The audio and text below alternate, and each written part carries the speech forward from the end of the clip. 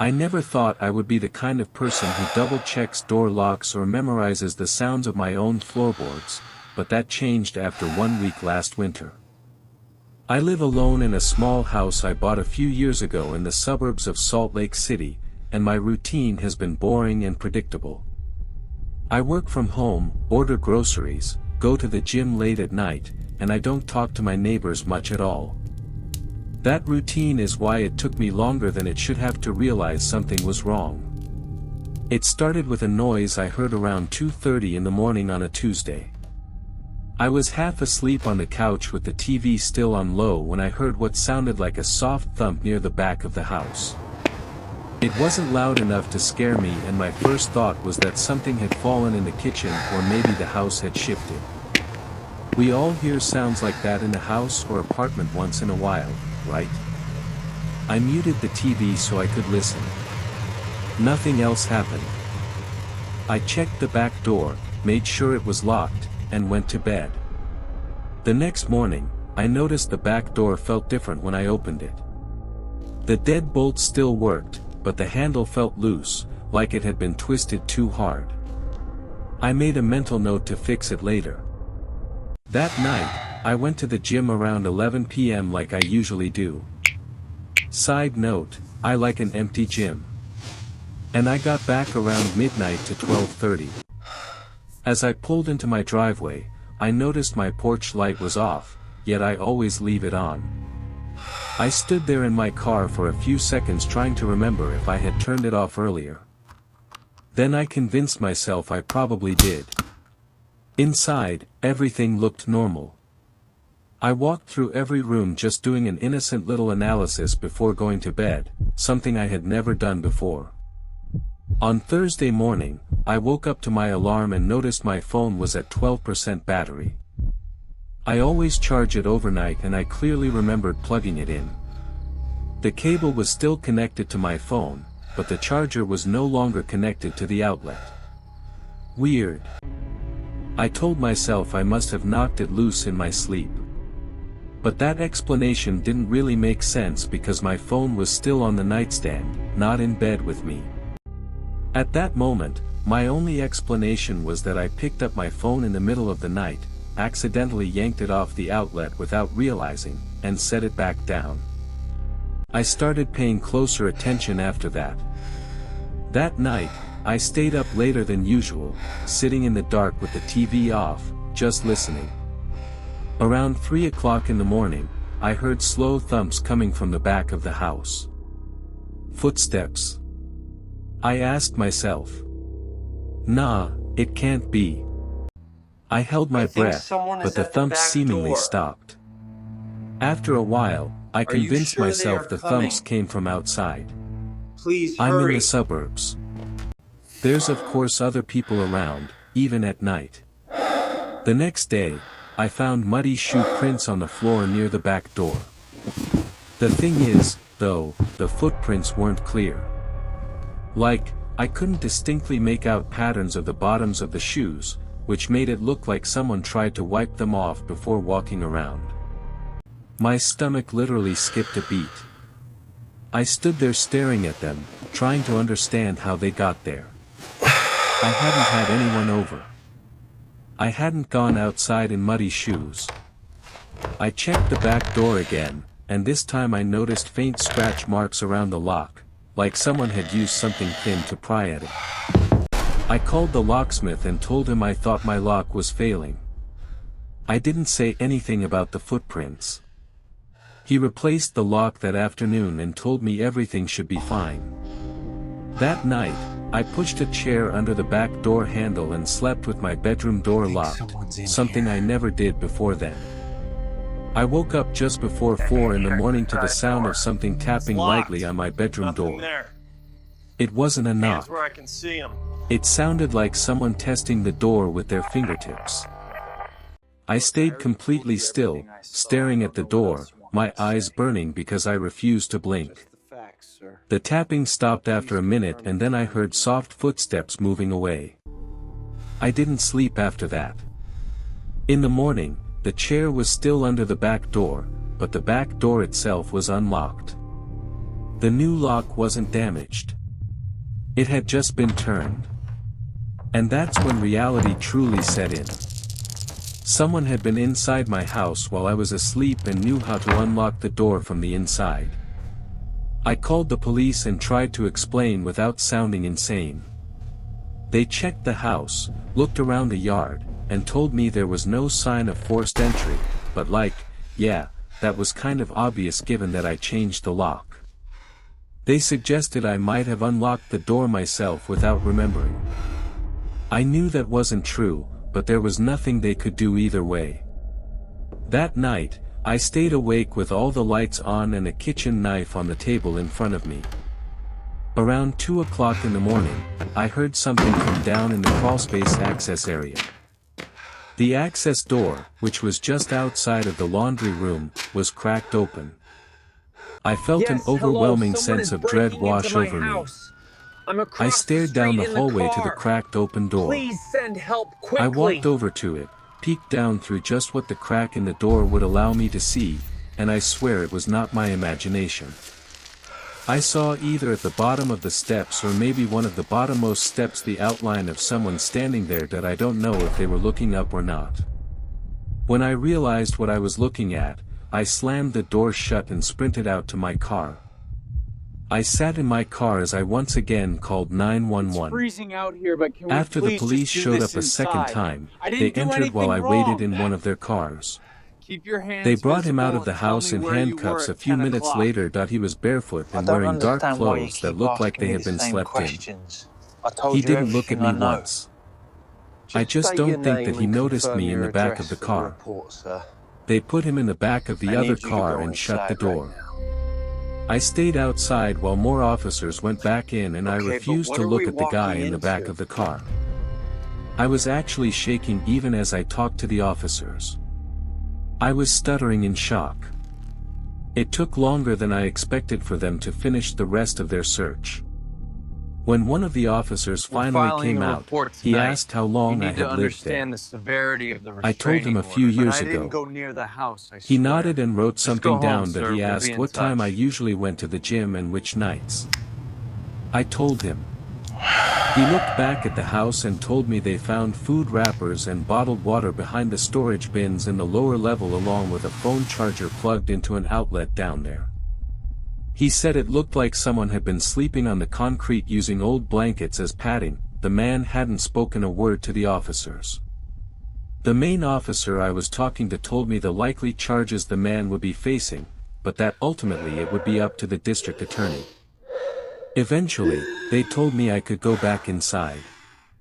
It was days later that I was going through my camera roll to send my friend something when I found a very, very disturbing picture. At first, I had to process how a picture like this could be taken. It was a picture of me in my bed sleeping, taken at 3:11 a.m. It was the same night that I woke up in the morning to my phone being unplugged from the wall outlet. The nightmare became real all over again. I contacted the unit listed on the incident report, and they asked me to come in to digitally transfer the photo for supplemental evidence. I was told that with this photo, he'd likely be facing additional charges such as stalking or even being registered as a sex offender for life. All good things to hear. It doesn't save me, however, from the trauma I'll forever have to live with thinking back to this. I'll never be able to go down into a basement or storage area alone at night again in my life. Labor Day weekend in 2025. I drove from Mobile, Alabama to Savannah, Georgia to visit a good friend named Luke I hadn't seen in years. He was there on an internship for his architecture program and staying in a house in the city. I was visiting for the weekend and spending the night downstairs on a couch by some windows. After a smooth drive, I arrived in Savannah and we played some tennis before nightfall. When the night settled in, I went back downstairs to the couch by the windows that faced another apartment building and a small labyrinth of alleyways with an abandoned house across the street. The next day, after playing more tennis in the morning and hanging out, we went to the main city market. We walked through it and eventually came out near the riverfront. That's when we saw him. A man in a wedding suit was shambling down the road near the water. He wore a crisp bow tie and clean dress shoes, and his suit looked freshly pressed. He had long black curly hair and a tan complexion. The market behind us was loud and busy. Yet, this man moved alone across the street with a slow, detached movement. He didn't notice us and seemed to be in his own world. If we crossed the street, we would have walked straight into him. Instinctively, I wanted to avoid him. I grabbed Luke by the arm and told him we were not crossing. We walked to the right, deeper into the city, and picked up our pace. He was moving slowly, so we created distance easily. I told Luke it was strange and that the guy didn't look homeless. His clothes were too clean, too crisp. Something about him felt wrong. Luke agreed. We kept walking for a while.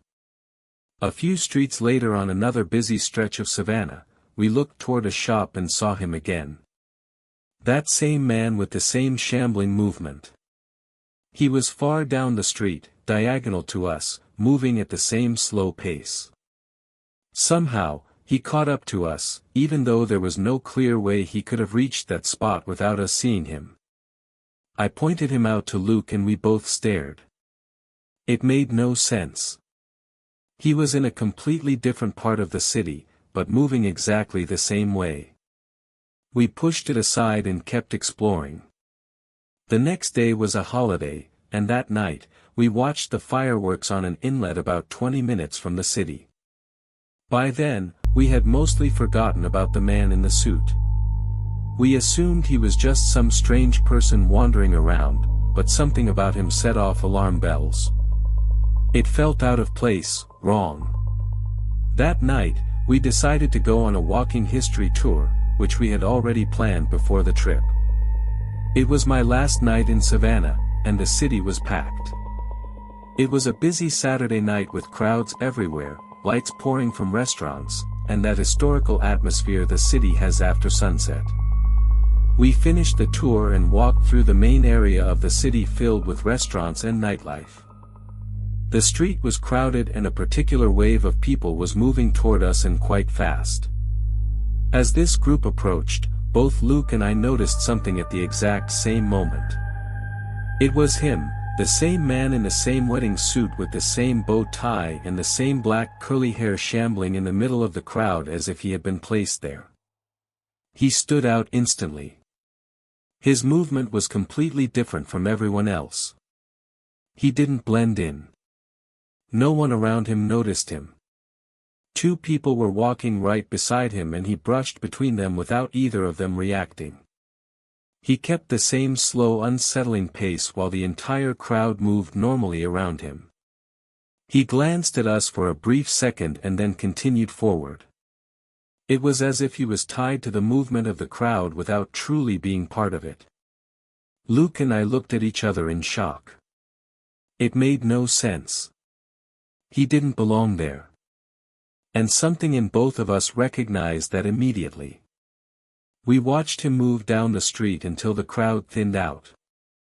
When it did, we saw him clearly, still shambling, still moving at that same unnatural pace, disappearing into a darker side street until he turned a corner. We were quiet, not panicking, but deeply unsettled. The same man in the same suit appears multiple times in different parts of the city, always shambling, always out of place. Both of us knew something was wrong. Later that night, we returned to the house. Luke went upstairs to his room and I went downstairs to sleep. I shut the blinds and tried to settle in. At some point in the middle of the night, I woke up to a tap on the window. I froze. After a few moments, I forced myself to look. I lifted the blind slightly and looked down the alley. At the far end, I saw the back of a man turning the corner. It was him again. He moved out of sight, but right before he disappeared, he looked back toward the window. I told Luke the next morning. I explained what I saw, and even he admitted that the entire experience was disturbing. He doesn't believe in anything paranormal, and he's extremely logical and grounded, but even he was shaken. As for me, I'm more spiritually sensitive and this experience stayed with me. And I also know it's with Luke months later. We'll never forget that weekend. The man in the suit felt real and unreal at the same time. Something about all that was off. I drove home to Alabama the next day, and the image of him turning that corner has stayed with me ever since. I went camping alone last winter with my dog, Buster, and it's something I'll never do again. I had taken a few days off work and wanted to get away from people. I loaded my SUV with my gear and drove up a long narrow trail that cut deep into a national park in the Blue Ridge Mountains. The road was barely maintained, covered in packed snow and ice, and there were no other cars anywhere. After driving for almost an hour, I parked at a small pull-off that looked like it hadn't been used in a long time. From there, I hiked another 20 minutes with my pack and Buster until I reached a small clearing surrounded by thick trees. The snow was deep and untouched. There were no footprints or signs of anyone else being around recently. That was what I wanted. I set my pack down, cleared a spot for a tent, and let Buster wander around while I worked. He stayed close, sniffing the snow and the trees and just jumping around playing. I pitched the tent, staked it down hard because the ground was frozen, and laid out my sleeping pad and winter-rated sleeping bag inside. I knew it was going to be a cold night, well below freezing, so I layered properly. Thermal base layers, thick socks, a fleece, and a heavy jacket stayed on even after camp was set. Once the tent was ready, I gathered dead wood and built a small fire pit. I started a fire and let it burn down until I had a steady flame. I cooked dinner over it, just a simple meal, and sat on a log eating while Buster lay near the fire. The woods were quiet in that deep winter way where sound feels almost non-existent. I learned a long time ago from my dad that snow actually absorbs sound. After I ate, Buster suddenly stood up and started barking toward the trees. It didn't concern me at first. Deer were everywhere out there, and he had barked at them before. I told him to relax, and he did after a minute, sitting back down. I checked the time and decided I'd stay up a bit longer by the fire before turning in. I always carried a handgun when camping in remote places, and it was holstered at my side like it always was. I felt fine at that point. About 20 minutes later, Buster started barking again, louder this time. Then I heard it, too. Footsteps moving through the snow somewhere out in the woods.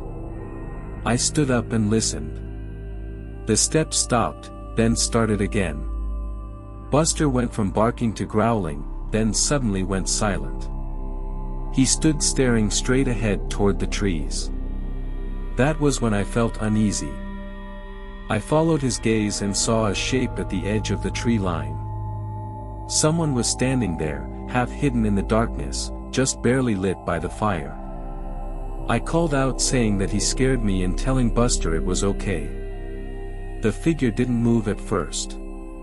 Then he stepped forward slightly enough for me to see that it was a man. He asked what I was doing out there that deep in the woods. His tone wasn't friendly. I told him I was just getting out into nature with my dog.